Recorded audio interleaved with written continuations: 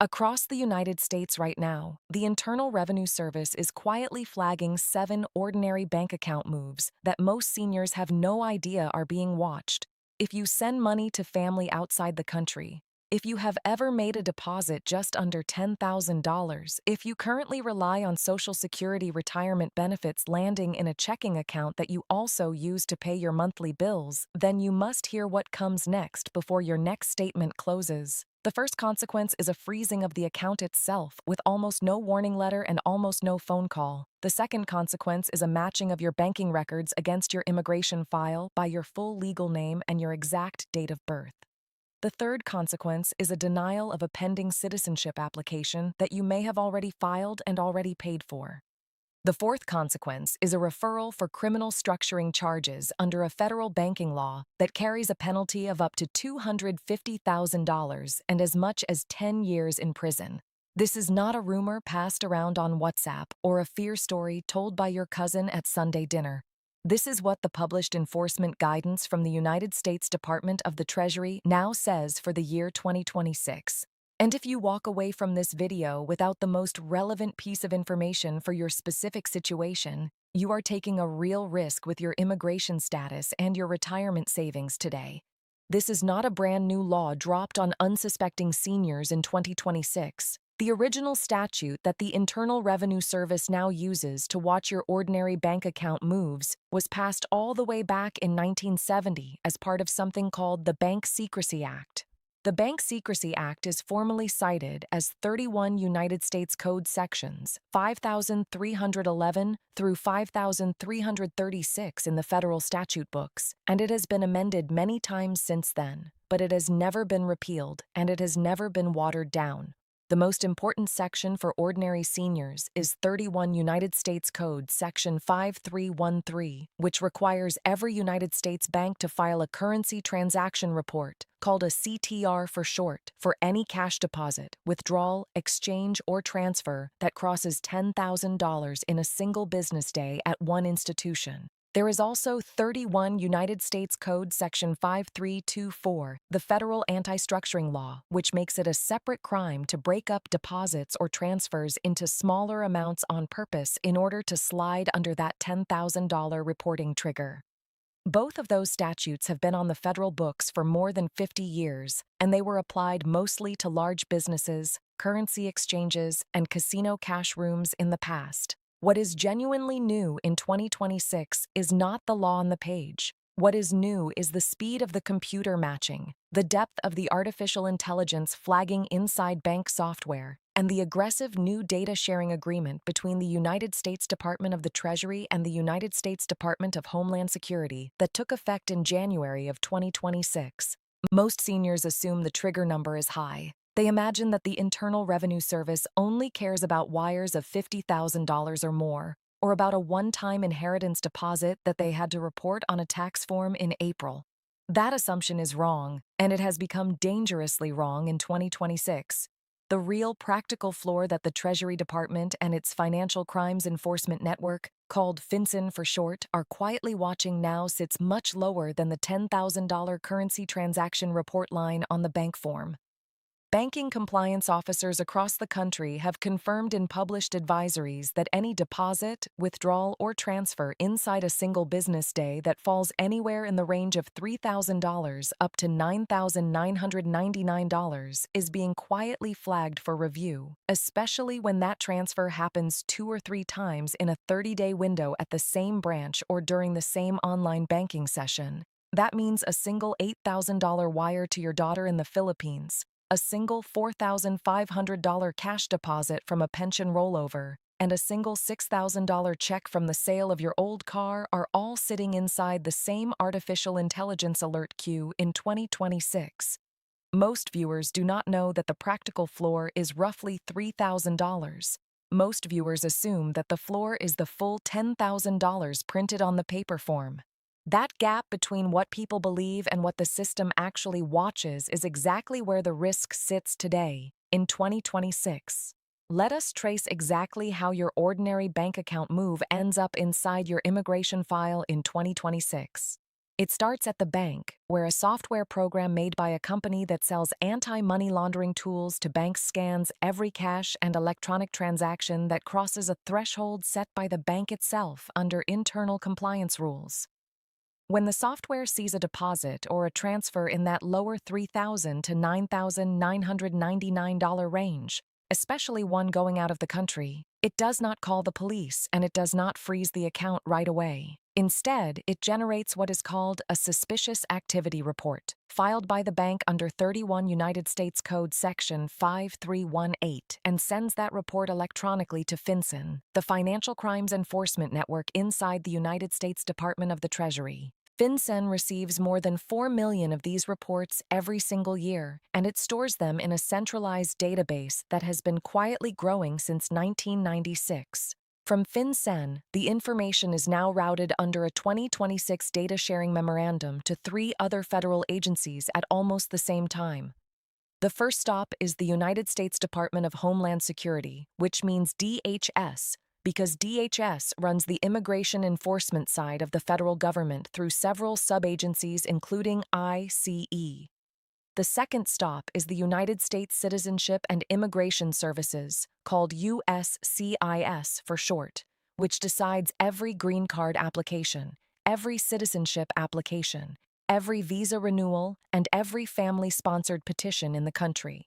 The third stop is the Social Security Administration, called SSA for short, which now cross-references every bank record with the Social Security number on file for benefits. In some cases, the Internal Revenue Service itself receives a parallel copy of the same report. What that means in plain English is that one ordinary deposit at your local bank branch can now show up on the desk of an immigration officer reviewing your citizenship case, a tax officer reviewing your return, and a benefits officer reviewing your retirement check. That 3-agency handoff became routine in January of 2026 under the new memorandum, and it is the single biggest change ordinary seniors need to understand today. Meet Roberto Mendez, a lawful permanent resident from the Dominican Republic who worked for 31 years as a school bus driver in the Bronx, New York, and who retired in 2024 at age 67 after a small knee injury made the long routes too painful. Roberto lives alone in a 1-bedroom co-op apartment. He collects $1,940 per month in Social Security retirement benefits, and he sends roughly $700 each month to his sister Josefina in Santo Domingo to help with her diabetes medication and her monthly rent for a tiny studio. Roberto has never been arrested, has never been audited by the Internal Revenue Service, and has filed his United States tax return honestly every single spring since he became a permanent resident in 2002.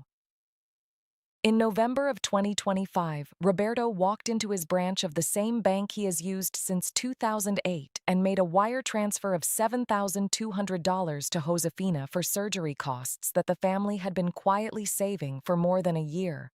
The transfer was ordinary, it was the largest of the year, and it was reported correctly on his 2025 Form 1040 as a balance owed to a foreign relative. In January of 2026, Roberto received not a friendly letter but a formal notice from USCIS stating that his Form N-400 application for naturalization, which he had filed 8 months earlier and paid nearly $800 to file, was being held for additional financial review. The notice did not accuse him of any crime.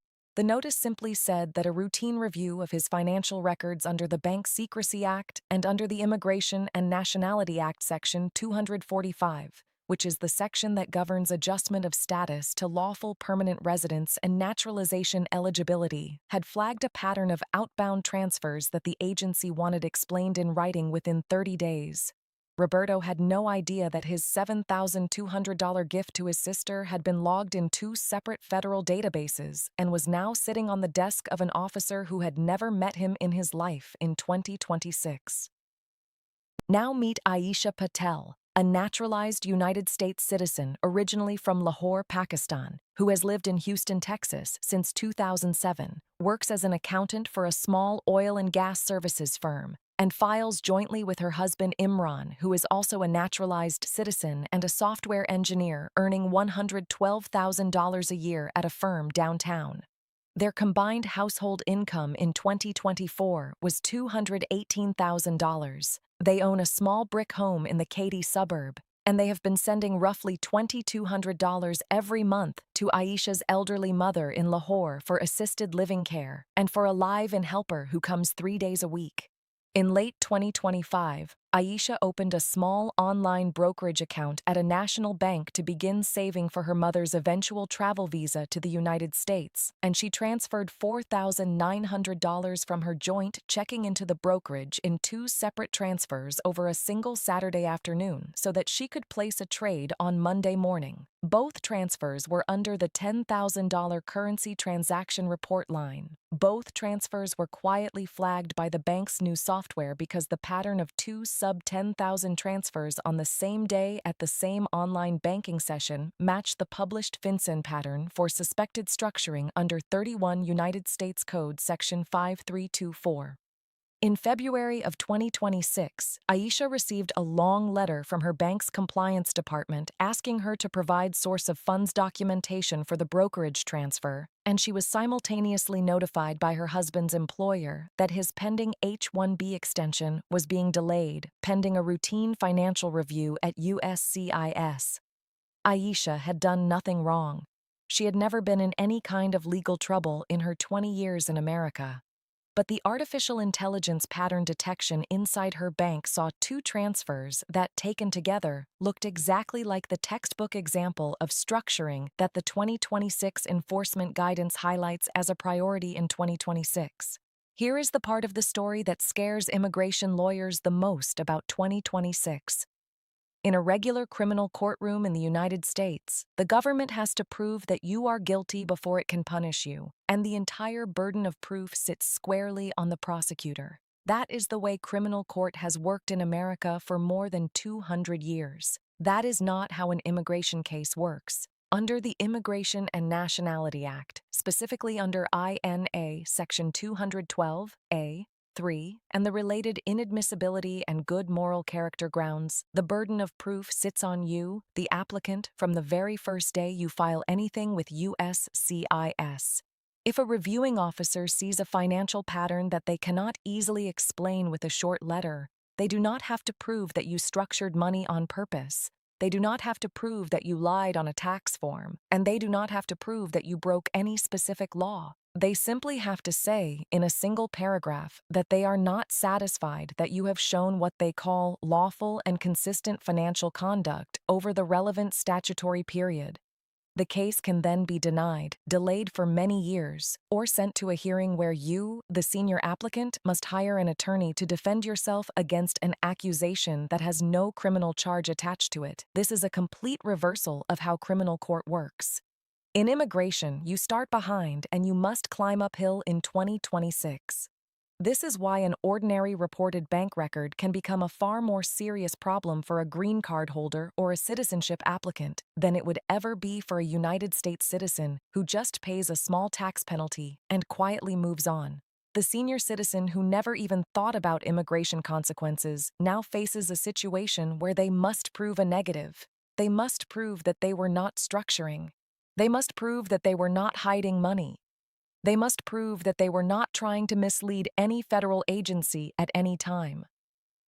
That reversed burden is the single biggest legal unfairness hiding inside the 2026 enforcement shift, and it is the main reason why preparation matters far more than reaction in 2026. The second thing that is going to happen in 2026, and that you must be ready for, is that a wave of predatory consultants and unlicensed tax preparers is going to try to scare you into paying them large fees for help that you do not actually need. Some of these people call themselves notarios, which is a Spanish language word that sounds official but that in the United States does not give them any legal license to practice immigration law. Some of them call themselves tax experts who have never actually passed any certified public accountant exam in any state. Some of them set up folding tables outside Social Security Administration field offices and offer to help you file paperwork for a flat fee of several $100s in cash, with no receipt and no written contract. What they actually do in many cases, according to published reports from state attorney general offices, is file the wrong form, miss the deadline, charge you for services that were already free at the federal level, and in the worst cases file a fraudulent amended return on your behalf that creates a brand new problem with the Internal Revenue Service that you did not even have before you walked in the door. The strong federal rule here is simple, and you must remember it. Only a licensed attorney who is a member of the bar of your state or a representative who is accredited by the United States Department of Justice under the Immigration Court rules can give you legal immigration advice. Only a certified public accountant, an enrolled agent who is registered with the Internal Revenue Service, or a tax attorney can give you serious tax advice. If anyone asks you for cash payment, asks you to sign a blank form, or promises you a guaranteed result on a green card or citizenship case, you should walk away without paying a single dollar. The fee that a predator charges today is small compared with the cost of having to defend an immigration case in 2026. Your State Bar Association and the Federal Trade Commission both publish free online lookup tools that let you confirm whether the person sitting across from you is actually licensed to do the work they are offering. Use those tools before you pay anyone a single dollar in 2026. Here are 7 specific actions you should take right now, written as plain steps you can begin this week and finish before your very next bank visit in 2026. The first step is to write down, on a single sheet of paper that you keep safely at home, every cash deposit, every large check deposit, every cash withdrawal, and every wire transfer you have made in the last 2 years that was larger than $3,000, with the date and the reason written next to each one. The second step is to keep that piece of paper far away from your actual bank statements, because you do not want the paper to become a confusing extra document for anyone who reviews your records later. The third step is to make sure that every transfer you send to family outside the country is recorded on your United States tax return correctly, which for most seniors means attaching a short written note on Form 104, O Schedule B, whenever a single foreign transfer crosses $1,000 in any tax year. The fourth step is to never, under any circumstance, break a single payment or a single wire into 2 or 3 smaller payments on the same day just to slide under the $10,000 paper form line, because that exact pattern is now the published priority for federal enforcement in 2026. The fifth step is to keep a short personal written explanation, dated and signed by you, for any transfer larger than $2,000 that might later look unusual in a computer report, including gifts, inheritances, the private sale of a car, the rollover of an IRA or 401k from one bank to another, and any large medical reimbursement that arrives in a single payment. The sixth step is to talk, before you file anything with any agency, with one and only one of the following 3 kinds of professionals, namely a licensed immigration attorney in your state, a certified public accountant, or an enrolled agent who is registered with the Internal Revenue Service, and never with a notario, never with a tax preparer who does not have a valid preparer tax identification number, and never with a relative who watches a lot of YouTube videos. The seventh and final step is to make a 1-page printed folder, kept in a safe place at home in a waterproof bag, that holds a copy of your green card if you have one, a copy of your most recent Form 1040 tax return, a copy of your Social Security award letter, and a short written chronological list of every foreign transfer you have made in the last 24 months, so that if the worst happens and a federal notice arrives in your mailbox, you can calmly answer it from your kitchen table in 2026 instead of panicking in 2027. The cost of printing one folder today is much smaller than the cost of 1 hour with a panicked immigration attorney later. So let us reframe the fear you may be feeling right now, because fear without a plan is just worry, and worry does not help anyone pay the rent. The Internal Revenue Service is not hunting seniors for fun. The Treasury Department is not punishing people who love their families and help them through monthly wires. The Financial Crimes Enforcement Network is not trying to stop you from sending $700 to your sister each month. What is actually happening is that the federal government has decided in 2026 to use computer matching on a scale it has never used before, and ordinary law-abiding people are getting caught up in that matching by accident. The single best defense you have is not panic, and it is not hiding from your own bank. The single best defense you have is preparation, which is exactly what the 7 steps we just walked through are designed to give you today in 2026. Use them, share them with someone you love, and turn what feels scary into what feels organized, one sticky note at a time, in 2026. Thank you for spending your morning with Senior Money and Immigration Watch. If this video helped you understand what is changing in 2026, please tap the subscribe button right under this video and turn on the little bell icon next to it so that the next update lands on your phone the same morning we publish it. After you subscribe, leave us a single short comment telling us whether you are a green card holder, a naturalized citizen, an H-1B worker, a parent waiting on family sponsorship, or a retiree living on Social Security, because we choose every next video topic based on what the comments tell us is most urgent for the people watching. Then please share this video with one specific person in your life whose last name matches yours and whose visa situation matches yours, because they may not have heard any of this yet, and you may be the only person who thought to send them the link today. And remember, in a year full of fear, preparation is the strongest form of power you have, so go make that one-page folder before you do anything else today. See you in the next one, in 2026. Seniors. 7 bank account moves the IRS is scrutinizing that most don't know about. Sur Watch, 65. Plus, 7 IRS. Bank account triggers are freezing green cards in 2026. 2026, IRS will freeze senior bank accounts over. These 7 transfer patterns. Urgent senior, do not make these 7 bank moves in 2026. 7. Bank moves seniors. Don't know the IRS is quietly watching in 2026. If you were born before 1971, the IRS is watching your bank right now. In this video, we walk through 7 ordinary bank account moves that are now flagging senior bank records under 31 U.S.C. Section 5313 and 31 U.S.C. Section 5324 in the year 2026. The exact practical floor that FinCEN and the IRS are watching in 2026 sits roughly at $3,000, not at the often quoted $10,000 currency transaction report line that most seniors still believe is the trigger. A single $9,000 wire to family abroad, a single $4,500 cash deposit from a pension rollover, and a single $7,200 gift to a sick sister are all enough today to generate a suspicious activity report under 31 U.S.C. Section 5318 that flows directly into your immigration file at USCIS. You must pay close attention if you are a lawful permanent resident, a naturalized United States citizen, an H-1B worker waiting on an extension, a parent waiting on family sponsorship, a green card holder applying for citizenship through Form N-400, a retiree living on Social Security benefits, or any senior who sends monthly remittances of any size to relatives outside the country. The same 7 patterns we describe in this video apply to Green Card 2026 renewals, citizenship applications filed in 2026, H-1B extensions under scrutiny in 2026, and family sponsorship cases pending under INA Section 245 in 2026.